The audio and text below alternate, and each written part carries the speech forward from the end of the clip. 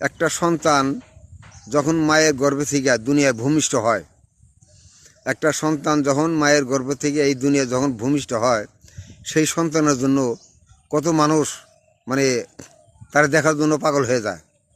কে গোসল করাইব, কে কি খাওয়াইব, কে কি করব না করব, তারা দেখার জন্য সমস্ত মানুষ মানে ব্যস্ত হয়ে যায় তার জন্য, সেই সন্তানের জন্য।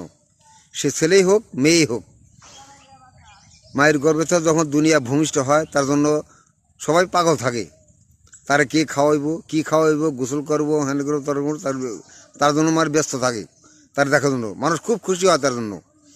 আর একটা মানুষ যখন বৃদ্ধ হয়ে যায়, বুড়া হয়ে যায়, তার কোনো দাম থাকে না। এটা আল্লাহর নীলা খেলা। মানুষ বৃদ্ধকালে বুড়া হইয়া ঘরে পুড়িয়া থাকে।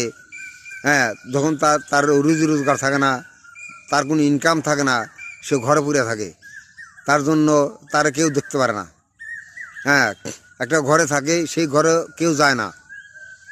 মানুষ যখন বৃদ্ধ হয়ে যায়, ঘরে পড়ে থাকে, সেই ঘরে তাকে কেউ দেখতে যায় না।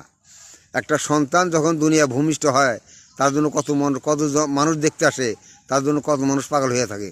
কিন্তু একটা বৃদ্ধ মানুষ যখন বুড়া হয়ে যায়, তার যখন ইনকাম থাকে না, সে ঘরে পড়ে থাকে, বার্ধক্যে পরিণত হয়, তার কেউ দেখতে পারে না, তার কেউ দেখতে যায় না। বুঝছেন, এটা হলো আল্লাহ তাআলা নিয়ে রাখলে, এই তো দুনিয়ার নিয়ে রাখলা এগুলা। বা এগুলোর চিন্তা করবেন।